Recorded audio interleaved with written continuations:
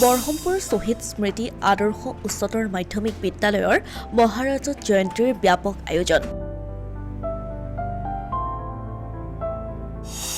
৭৫তম বৰ্ষত ভৰি দিলে বিদ্যালয়খনে। ২৭ জানুৱাৰীত বিশেষ অনুষ্ঠানৰ আয়োজন। দেশৰ স্বাধীনতা আন্দোলনত প্ৰাণ আহুতি দিয়া নগাঁও জিলাৰ ঐতিহ্যমণ্ডিত বৰহমপুৰৰ ৪গৰাকী বীৰ বীৰংগনাৰ পুণ্য স্মৃতিত ১৯৫০ চনৰ ২ জানুৱাৰীত প্ৰতিষ্ঠিত বৰহমপুৰ শ্বহীদ স্মৃতি আদৰ্শ উচ্চতৰ মাধ্যমিক বিদ্যালয়ে চলিত বৰ্ষত ৭৫ সংখ্যক বৰ্ষত পদাৰ্পণ কৰাৰ আপাহতে মহাৰজত জয়ন্তী বৰ্ষতি বছৰজোৰা কাৰ্যসূচীৰে উদযাপন কৰা হৈছে।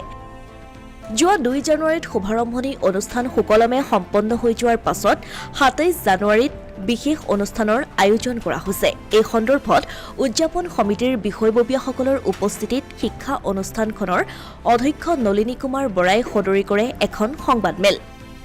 সংবাদমেলৰ প্ৰথমতেই শিক্ষা অনুষ্ঠানখনৰ অধ্যক্ষ নলিনী কুমাৰ বৰাই বিদ্যালয়খন প্ৰতিষ্ঠাৰ পাছত কিদৰে উচ্চতৰ মাধ্যমিক বিদ্যালয়লৈ উন্নীত কৰা হয় সেই বিষয়ে অৱগত কৰে।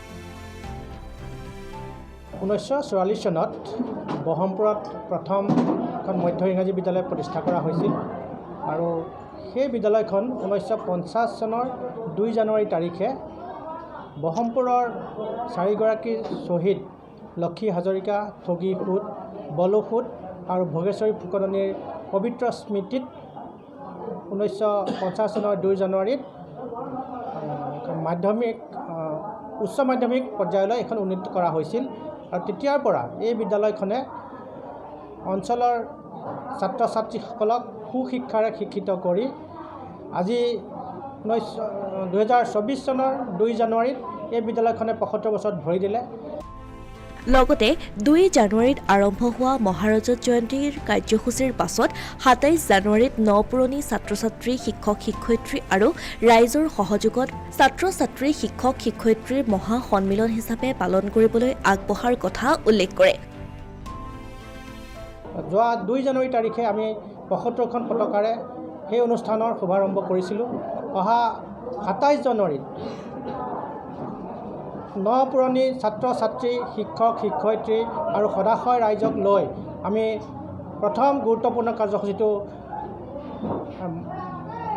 ছাত্ৰ ছাত্ৰী, শিক্ষক শিক্ষয়িত্ৰীৰ মহা সন্মিলন ৰূপে উদযাপন কৰিবলৈ বিচাৰিছোঁ।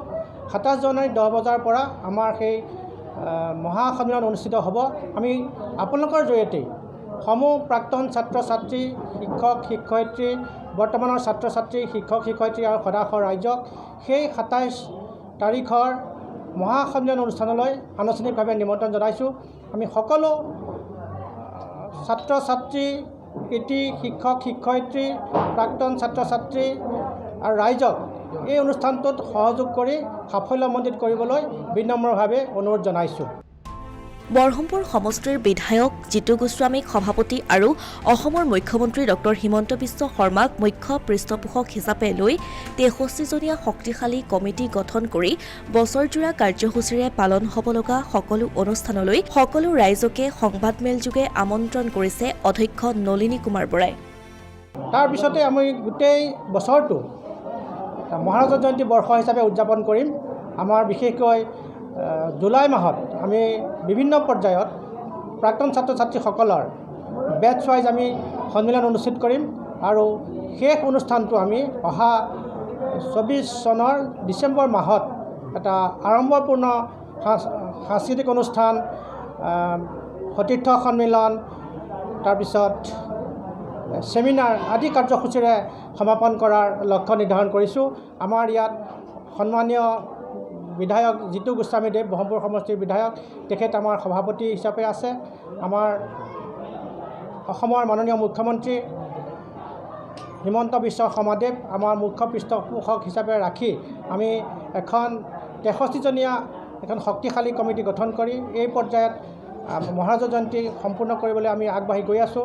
গতিকে আপোনালোকৰ জৰিয়তে পুনৰবাৰ সকলোকে এই বছৰজোৰা কাৰ্যসূচীলৈ নিমন্ত্ৰণ জনোৱাৰ লগতে অহা ২৭ জানুৱাৰী কাৰ্যসূচীটো সাফল্যমণ্ডিত কৰিবলৈ আমি বিনম্ৰভাৱে সকলোকে অনুৰোধ জনাইছোঁ আৰু নিমন্ত্ৰণ জনাইছোঁ।